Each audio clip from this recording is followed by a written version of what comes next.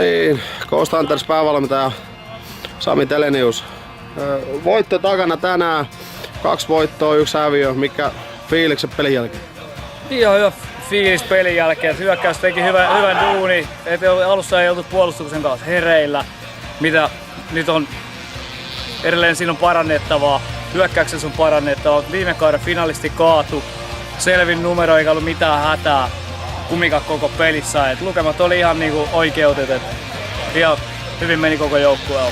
Lukemat siis 12-28. Joo. Tästä alkaa nyt muutaman viikon tauko. Millä eväillä lähdetään tauon aikana niinku touhua? Nyt vedetään ja yritetään nopennuttaa peliä ja saada tehokkaampia blokkauksia meille ja saada puolustus vielä terävemmäksi. Koko joukkue pelaa terävemmin ja vielä nopeammin. Tää ei riitä meille. Et yritetään saada tosiaan pelinopeutta lisää ja kovuutta vielä enemmän lisää. Ja näillä mennään sitten seuraavaan matchiin.